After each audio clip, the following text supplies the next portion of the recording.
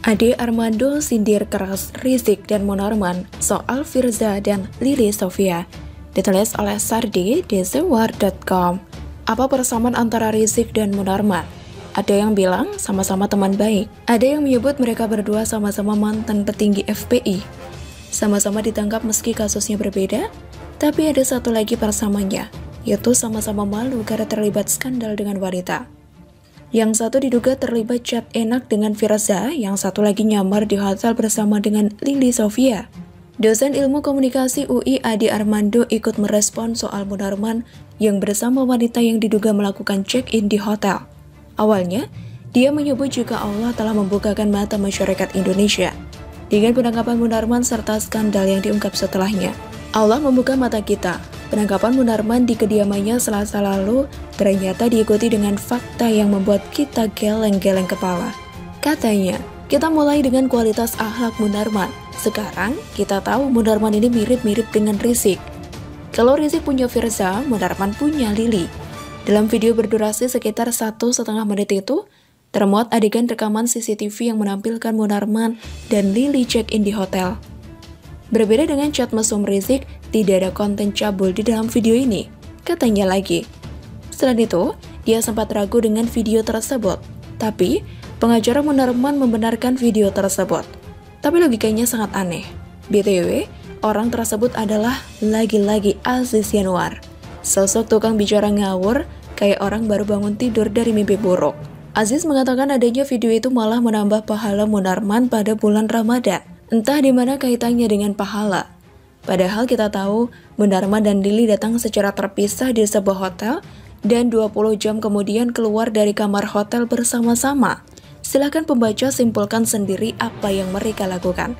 Coba berpikir positif sedikit, mungkin mereka membicarakan prospek bisnis, atau mau buka bisnis baru, atau mungkin Munarman memberikan ceramah tentang revolusi akhlak. Hehehe, jangan mikir kemana-mana. Tim hukum Munarman juga menyebut Lily adalah istri Munarman. Ada juga informasi yang membocorkan bahwa Munarman dan Lily pernah check-in di 15 hotel berbeda. Pertanyaannya, kalau memang mereka adalah pasangan suami istri yang sah, mengapa harus sering menginap di hotel? Kalau memang pasangan sah, mengapa harus gelisah? Apalagi kemudian diketahui bahwa dalam media sosialnya, Lily menulis statusnya bahwa dia lajang, kata Ade. Mereka ini sebenarnya tidak pintar menutupi bau busuk. Tapi tak bisa salahkan mereka juga, karena kesalahan mereka sudah terlalu lebar sehingga mau ditutupi dengan cara apapun pasti akan ketahuan. Intinya, dengan menggunakan logika, kalian pasti sudah tahu apakah akhlak Rizik dan Munarman itu patut untuk diteladani atau tidak. Mungkin dua orang ini termasuk yang paling munafik. Apalagi, Rizik yang dulu sempat akan melakukan revolusi akhlak keliling Indonesia, nyatanya orang ini juga yang paling licik. Paling besar nafsunya sampai-sampai muncul chat dengan Firza. Orang yang mengaku akan merevolusi akhlak umat, ternyata justru paling mendesak untuk direvolusi akhlaknya duluan. Tuhan memang sudah membukakan mata kita berkali-kali. Kelompok sebelah berulang kali ditelanjangi habis-habisan karena moralnya yang menggelikan. Pada akhirnya bau busuk tercium juga. Yang paling menjijikan adalah mereka selama ini berlindung di balik agama, ulama, dan menjual surga neraka seolah tak ada harganya. Tidak ada hal yang paling menggelikan selain merasa paling suci, tapi kepergok melakukan perbuatan yang sangat hina. Ingat ucapan Ahok? Mereka semua akhirnya dipermalukan. Menuduh orang lain padahal mereka ini jauh lebih parah dan tak berakhlak. Kita semua dibukakan matanya akan apa yang ada di balik topeng suci yang mereka kenakan selama ini. Ada yang bilang adalah semacam pembunuhan karakter. Tapi, saya sebut yang ngomong ini stres. Justru karena mereka selama ini jualan agama, itulah yang rasanya sungguh menjijikan. Kalau hanya orang biasa yang terlibat hal beginian, orang lain bisa maklum. Tapi, kalau imam besar ngaku suci, bela agama, tapi akhlak hancur begini, ini namanya tak tahu diri. Bagaimana menurut Anda? Karir politik Gibran bisa lebih cepat dari Jokowi. Ditulis oleh Alifur Rahman di TheWar.com. Aksi Gibran mengembalikan uang pungli kemarin cukup mendapat perhatian publik. Bahasanya sederhana, kita harus membiasakan yang benar, bukan membenarkan yang biasa. Diakui atau tidak, kita sebagai masyarakat malas untuk berdebat atau menolak. Jadi, misal ada surat edaran zakat atau sedekah, kita akan otomatis beri sejumlah uang. Karena kalau bilang gak ada, tidak bisa atau bahasa penolakan lainnya, urusannya jadi panjang lebar. Dan masih juga beresiko mendapat perlakuan tidak baik dari para pejabat-pejabat desa. Misal kalau kita butuh untuk mengurus surat-surat jadi diperlambat dan seterusnya. Apa yang dilakukan di Solo mestinya juga dilakukan oleh kepala daerah yang lain. Karena fenomena pungli atas nama zakat dan sedekah ini ada di hampir seluruh wilayah Indonesia. Sudah jadi kebiasaan. Sampai kita tidak tahu kalau itu pungli, korupsi, dan tidak dibenarkan di Indonesia.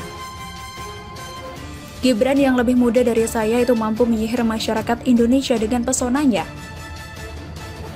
Sampai urusan uang 50.000 dikembalikan.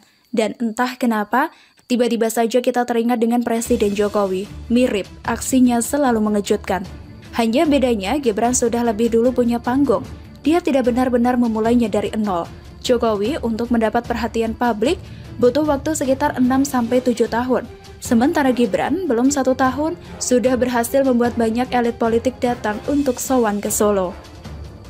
Suka tidak suka, faktor citra positif seorang Presiden Jokowi sangat penting bagi karir politik Gibran. Seperti citra positif Bung Karno yang kemudian menurun pada Bu Mega.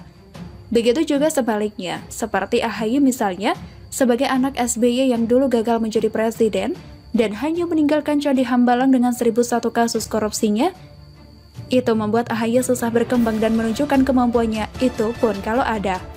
Meski begitu, Gibran juga punya modal sendiri, yakni mampu merespon keluhan masyarakat menjadi sebuah aksi atau jawaban.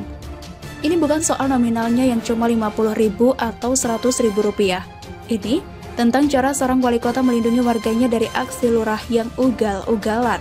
Tentang memutus kebiasaan jelek yang menjengkelkan, juga tentang memberikan keberanian untuk melawan oknum-oknum aparat yang korup. Saya kurang tahu nasib Gibran akan seperti apa ke depan. Saya bukan dukun. Tapi juga melihat kenyataan hari ini, Gibran adalah wali kota paling populer di Indonesia, yang setiap kebijakannya menjadi pusat perhatian tingkat nasional. Kalau salah, Gibran akan dihujat se-Indonesia. Tapi, kalau benar, dia juga akan dielukan secara nasional. Maka dengan kecepatan dan panggung politik yang sangat besar ini, mestinya Gibran cukup 1 periode di Solo. Tidak perlu 2 periode seperti bapaknya sebelum memutuskan pindah ke Jakarta. Untuk itu, kalau tim Gibran membaca catatan ini, satu hal yang harus kalian lakukan hari ini adalah menyadari, sadar betapa kuatnya nama seorang Gibran di pentas nasional. Setelah itu, cepatlah lakukan terobosan dan kerja-kerja besar, sebagai contoh perubahan dan gerak dinamis anak muda. Kita semua tentu menunggu kerja besar yang dapat dilakukan Gibran di Solo, agar bisa menjadi tokoh pemimpin daerah yang bisa bekerja, bukan hanya berkata-kata dan bongkar pasang proyek seperti di Jakarta. Dan, untuk partai politik apapun itu, mestinya juga dapat belajar dari fenomena Gibran. Ini bukan soal usia, kaderisasi atau senioritas di partai. Menjadi kepala daerah itu soal kreativitas dan keberanian bertindak. Mau untuk capek-capek berurusan dengan masyarakat. Saya yakin, kepala daerah yang lain tahu ada banyak pungli jelang hari raya ini. Tapi, mereka memilih diam atau pura-pura tidak tahu agar tidak terjadi keributan. Dan itu adalah contoh buruk yang harus sama-sama kita hilangkan. Jika sebelum ini partai lebih fokus pada menang dan kalah, mestinya perlu sedikit modifikasi strategi. Bagaimana kalau semua berupaya memenangkan orang yang memang bisa bekerja?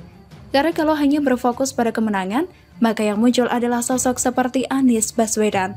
Setelah menang, nggak tahu mau ngapain. Saking stresnya, Anies sampai bangun monumen batu. Sekali lagi, untuk Gibran dan tim saya ucapkan selamat bekerja. Selamat menggebrak Indonesia, begitulah